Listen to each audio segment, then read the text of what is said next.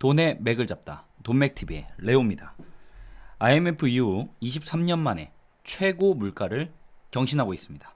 부자들은 이런 시기에 이렇게 행동합니다. 저 레오와 함께 그 방법을 함께 보겠습니다. 6월 소비자 물가 상승률이 6%를 기록했고요. IMF 환란 후 24년 만에 최고치를 기록하고 있습니다. 지난달 소비자 물가가 전년 동월 대비 6%나 올랐다. 그래서 소비자 물가 상승률이 6%를 기록한 건 IMF인 1998년 11월 이후 23년 7개월 만에 엄청난 기록이다라고 보시면 돼요. 사실 우리가 이제 지난 이야기라고 하지만 IMF 시절에 굉장히 많은 분들이 어려웠고 전 국민들이 굉장한 고통을 많이 받았었잖아요. 그 시기와 동일한 물가 수준으로 지금 오르고 있다. 이런 상황입니다. 소비자 물가 지수 추이를 한번 보면요. 우리 21년 1월에 0.9% 수준밖에 안 되던 것이 지금은 6%로 정말 가파르게 올라가고 있는 모습이에요. 특히 22년 1월부터 보면 3%대를 유지하던 것이 3월, 4월, 5월, 6월에 들었으면서 더 빠른 속도로 올라가고 있고요. 여기에는 이제 글로벌 국제 유가의 상승이 굉장히 큰 영향을 주고 있고, 우리보다 앞에 있는 미국 이런 나라의 인플레이션 심화 현상이 우리나라에까지 많은 영향을 주고 있는 것으로 현재 풀이되고 있습니다. 좀 더 자세히 보면 6월 소비자 물가 동향을 좀 보면 특히 농축산물이 4.8% 정도 올랐고, 공업 제품 뭐 샴푸, 우유, 비누 이런 식으로 제조업 회사에서 만드는 여러 가지 제품들이 있죠. 우리가 살아가는데 필수적으로 써야 되는 뭐 휴지 이런 것들, 그런 물가가 다 10% 이상 올랐다는 것이 굉장히 놀라워요. 그러니까 이제 주부님들이 마트에 가게 되면 요즘 돈이 있어도 쓸 게 없다라는 말이 많이 하시죠. 신선식품이 5.4%나 이렇게 올랐고요. 또 생활 물가 지수가 7.4% 가까이가 올랐다 보니 당연히 마트에서 장을 봐도 과거 똑같은 10만 원이라면 훨씬 더 적은 양을 구매할 수밖에 없는 그런 상황입니다.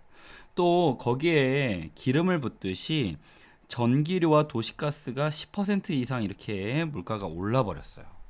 그러니 우리의 생활이 훨씬 더 어려워질 수밖에 없는 상황이다. 이렇게 보시면 될 것 같고, 특히 여기 보면 제가 좋아하는 돼지고기, 수입 소고기가 20% 이상 올라가고 있는 상황입니다.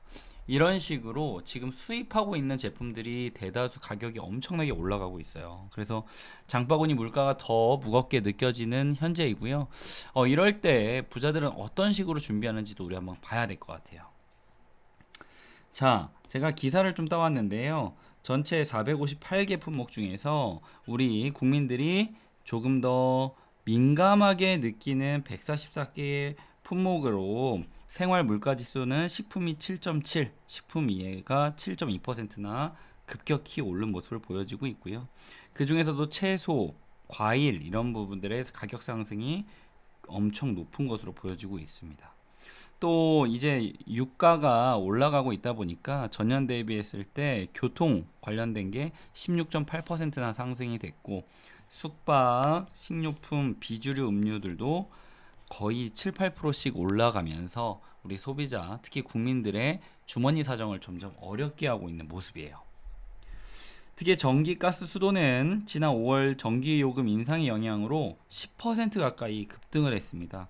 최근에 더운 날씨가 계속되고 있잖아요. 그래서 뭐 에어컨 이런 것들 소비가 굉장히 심해지고 있는 상황인데, 아마 요번 7월부터 9월까지 아마 전기요금이 굉장히 많이 나올 것 같다라고 대략 유추해 볼 수 있을 것 같습니다. 그래서 이렇게 7월달 물가 상승 요인으로 아마 작용을 할 거다. 전기, 가스, 수도가 가격이 올랐기 때문에. 그래서 점점 안 좋은 기사들이 계속 많이 있고요. 또 공업 제품, 아까 말하는 제조업, 회사에서 만드는 제품들, 그 다음에 서비스, 그 다음에 모든 품목이 올랐는데, 그 다음에는 보면은 그 중에 좀 눈에 띄는 거는 기름값인 것 같아요. 사실 등유가 72%, 말도 안 되죠. 그 다음에 경유가 50% 가까이 올랐고요. 요즘에 주유소에 가면 경유가 오히려 뭐 2,080원. 휘발유가 원래 더 비쌌는데 2,050원. 이런 역전 현상이죠. 지금 휘발유는 31% 올랐어요. 경유가 더 많이 올랐죠. 그래서 이런 모습들을 보면서 와, 이거 어떻게 된 거냐, 이거 어떻게 돌아가려고 그러는 거지. 그래서 요즘에 차를 안 가지고 대중교통 이용하시는 분들도 많이 계시죠. LPG까지도 30% 가까이 전체적으로 다 올랐다 보니까 우리 전체 시장 물가는 계속 상승하고 있는 모습입니다. 공공 서비스 물가도, 근데 이제 공공 서비스는 조금 이런 시기에 상승이 조금 저조해요. 그래서 외래 진료비나 항공료는 좀 올랐지만 유치원 뭐 이런 것들은 좀 내렸다고 하네요. 부동산 중개 수수료는 또 내렸대요. 요거는 최근에 거래가 없다 보니까 그런 건지 굉장히 하락했다는 기사를 반갑게 오랜만에 봤습니다. 요즘에 뭐 거래를 안 하는데 뭐 크게 와닿진 않으실 것 같아요. 자, 그런데 그럼 앞으로 우리의 미래 전망은 어떠한가? 우리가 이 부분을 봐야 될 것 같아요. 우선은 통계청의 경제동향 통계심의관 국장님 의견은 물가가 계속 6%를 유지할 가능성이 높다고 본다. 아, 안 좋죠. 물가 상승률 전망치가 4.7%인데 이보다 높은 수치를 기록할 가능성도 높다. 전월 대비로 봤을 때 0.6에서 0.7% 오르는 건 정말 빠른 상승 속도다. 지금 같은 흐름이라면 향후 몇 프로요? 7%, 8% 물가 상승률을 배제할 수 없다. 이게 이제 포인트입니다. 그러면 벌써 이제 결정은 됐습니다. 물가는 거의 최고 수준으로 올랐어요. 그러면 우리는 무엇을 준비해야 되는가? 자, 한 번씩 적어 볼게요. 첫 번째, 물가가 오른다. 그러면 우리는 우선 어떻게 해야 되냐? 이제 투자에 대해서 보수적 관점으로 접근을 하셔야 돼요. 저 관점으로 접근을 하셔야 됩니다. 아마 경기 침체로 이어질 수도 있기 때문에 우리가 지금 무분별한 투자보다는 우리가 원화를 지금 보유하고 있는 것이 훨씬 더 좋을 수 있고요. 두 번째는 우리가 이제 불필요한 소비 지출을 우리가 줄이셔야 됩니다. 그래서 불필요하게 나가던 거 이제 외식이나 뭐 이런 것들을 좀 줄여주시고 그런 것들을 조금 더 저축하는 쪽으로 방향을 전환하시는 것들이 좀 필요하고요. 그 다음에 이런 시기에 이제 우리가 단계적으로 부동산이나 이제 주식 시장에도 영향을 끼쳐서 전체가 하락할 거거든요. 이런 시기에 이제 어떤 것들을 많이 보면 해외 부동산 이런 것들을 부자들을 좀 많이 보고 있다고 해요.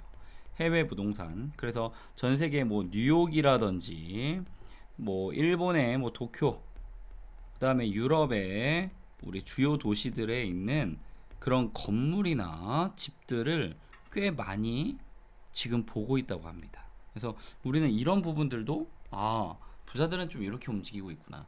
이렇게 움츠려만 드는 게 아니라 또 부자들은 새로운 활로를 또 만들어내고 또 부의 축적을 할 수 있는 시간으로 사용을 한다라는 거죠.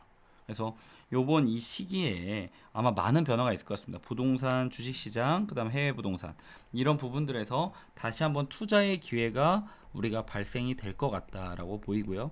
저 레오와 같이 이런 부분들을 잘 짚어서 우리가 준비해 나간다면 이 물가 상승이 표면적으로는 힘들겠지만 그 안에서의 투자 기회를 만들어낼 수 있는 소중한 시간이 될 거라고 생각합니다. 여러분, 배운 사람 또 알고 있는 사람은 위기에도 강합니다. 여러분들은 강하시고요. 항상 노력하는 모습에 존경심을 표합니다. 여러분, 오늘도 수고하셨고요. 오늘도 파이팅 하십시오.